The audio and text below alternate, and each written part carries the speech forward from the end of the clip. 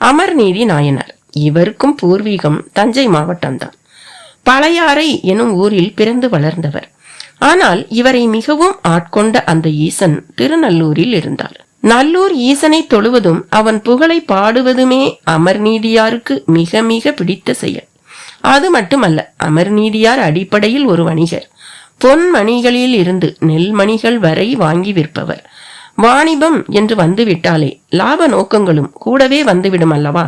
தர்மங்களில் வாணிப தர்மம் என்று கூட ஒன்று உண்டு. ஒரு பொருளை எவ்வளவுக்கு வாங்கி எவ்வளவுக்கு விற்கலாம் என்பதற்கு நடுவில் ஆளுக்கு ஆள் மாறுபட்ட வேறுபட்ட கருத்துக்கள் உண்டு. வாங்குபவரின் மன நிறைவுதான் இதில் முக்கியம். எனவே ஒரு பொன்னுக்கு வாங்கிய சரக்கை 100 பொன்னுக்கும் விற்கலாம், 1000 பொன்னுக்கும் விற்கலாம். வாங்குபவர்களின் திருப்திதான் இதில் கணக்கு. அமர்நீதி நாயனாரும் அப்படித்தான் செயல்பட்டார். உதாரணமாக, ஒரு பொன் மதிப்புள்ள சரக்குக்கு அரை பொன் மதிப்புதான் வைத்திருக்கிறார் என்றால் அவரிடம் அமர்நீதியார் சச்சரவு செய்ய மாட்டார். அவருக்கு அவர் விருப்பப்படியே அந்த சரக்கை கொடுத்து விடுவார். சிவனடியார்களிடம் மட்டும் அவர் எதையும் விற்க மாட்டார். அவர்கள் எது கேட்டாலும் இலவசமாகவே தருவார். பொதுவில் சிவனடியார் என்றாலே அவர் தேவை என்பது மிக மிக குறைவாகத்தான் இருக்கும். இடுப்பிலே ஒரு முழம் கூட இல்லாத ஒரு கோவணம், உடல் முழுக்க திருநீரு, கையிலே தண்டம், இதுதான் அவர்களின் பொருள். அவர்களுக்கென்று தனியாக ஒரு சொத்து கிடையாது. உலகமே அவர்கள் சொத்து. நாளை என்ற ஒன்றும் அவர்களுக்கு இல்லை. அவர்கள் வரையில் சிவாய நம என்று சொல்லிக்கொண்டே இருக்கிற பொழுதுகள் மட்டும்தான் அவர்கள் வாழும் பொழுது. அப்படி ஒரு அடியாராக அந்த சிவபெருமானே வந்தால் எப்படி இருக்கும்? அமர்நீதியாரையும் அவரது சிவ தொண்டையும் சோதிக்க வேண்டும் என்றே அந்த சிவபெருமான் ஒரு கோவணம் கட்டிய அடியாராக அமர்நீதியார் எதிரில் வருகிறார். அமர்நீதியாரும் அவர் கேட்கும் எதையும் தானமாக வழங்க சித்தமாக இருக்கும்போது அந்த ஈசன் அமர்நீதியாரிடம், நான் எதையும் உன்னிடம் யாசகமாக வாங்க வந்திருக்கவில்லை. உன் வீட்டில் உணவருந்தி உன்னை ஆசீர்வதிக்கவே வந்தேன். அதற்கு முன் நான் காவிரி புனலில் நீராடி வர விரும்புகிறேன். எப்பொழுதும் என் போன்ற சிவ யோகிகளுக்கு ஈர வஸ்திரம் ஆகாது. அதனால் நான் குளித்து முடித்து வரும்போது நான் அணிவதற்கு காய்ந்த வஸ்திரமான என் கோவணத்தை உன் வசம் தந்து செல்கிறேன்.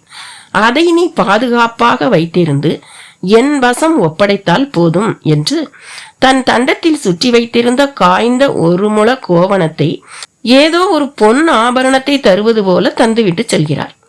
அதை பொன் ஆபரணமாகவே கருதி வாங்கி கண்களில் ஒற்றிக்கொண்ட அமர்நீதியாரிடம் மிக மிக பத்திரம் என்று ஒரு வார்த்தையையும் சொல்லிவிட்டு செல்கிறார் அந்த சிவனடியார்.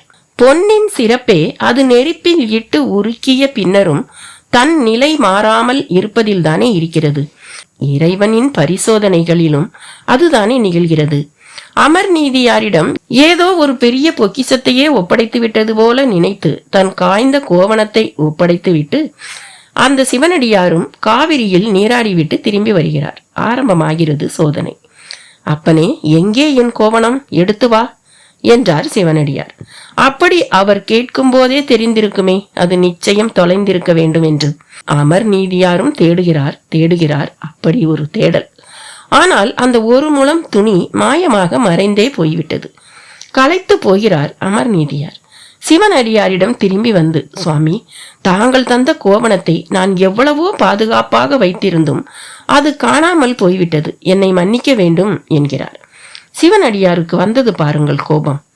ஒரு சாதாரண ஒரு முழு கோவணத்தை உன்னால் பாதுகாக்க முடியவில்லை. நீ எல்லாம் சிவனடியார்களின் சிறப்பை எப்படி உணர்ந்து அதை பேணுகிறாய்? உன் சிவபக்தியும் தானமும் தர்மமும் எல்லாம் வெளிவேசமா என்று கேட்டுவிட்டார். அமர்நீதியாருக்கு அழுகையே வந்துவிட்டது. எது வந்து என்ன பிரயோஜனம்?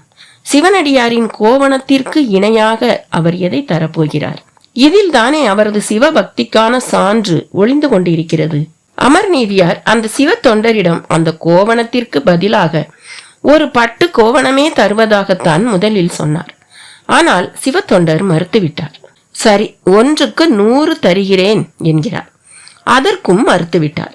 ஒரு கோவணத்திற்காக நீங்கள் கேட்பதுதான் என்ன என்று அமர்நீதியார் கேட்கவும் ஒரு தராசை கொண்டு வர சொல்லி அதில் தன்னிடம் உள்ள கோவணத்தை ஒரு தட்டில் போட்ட அந்த சிவத்தொண்டர் மறு தட்டில் அதன் எடைக்கு எதை கொடுத்தாலும் ஏற்றுக்கொள்கிறேன் என்று சொல்கிறார். அமர்நீதியாருக்கு புரிந்துவிட்டது. இது இறைவனின் சோதனைதான் என்று நினைத்துக் கொள்கிறார். அவரும் தன் வசம் இருந்த நாணயங்களையும் நகைகளையும் எடுத்து கொட்டுகிறார். தட்டு சீராகவில்லை. அது மட்டுமல்ல, ஊரே அந்த காட்சியை ஆச்சரியமாக பார்த்தது. பாத்திரம் பண்டம் என்று சர்வத்தையும் அந்த தராசு தட்டில் வைக்கிறார். தட்டு நேராகவே இல்லை. இறுதியாக அவர் வசம் இருந்தது அவரும் அவர் மனைவி மகனும் தான். இறைவனை மனதார தொழுதவர் மனைவி மக்களுடன் தட்டில் ஏறினார். அதாவது தன் குடும்பத்தையே அந்த சிவனடியாருக்கு ஒப்பு கொடுத்து விட்டார். இறைவனும் அந்த இறுதிக்கட்ட சரணாகதிக்கும் தியாகத்துக்கும் தானே காத்திருந்தான். உடனேயே தட்டும் நேரானது. சிவத்தொண்டரும் சிவபெருமானாகவே மாறி அமர்நீதியாருக்கு காட்சி கொடுக்கிறார். காட்சி மட்டுமா தந்தார்? சிவபுரத்திலே அவருக்கு ஓர் இடமும் அல்லவா அளித்து விட்டார். அமர்நீதியாரை போல அனைத்தையும் இழக்க துணிந்தும் சொன்ன சொல்லிலும் தொண்டிலும் நிற்பதுதான் சிவபக்தி.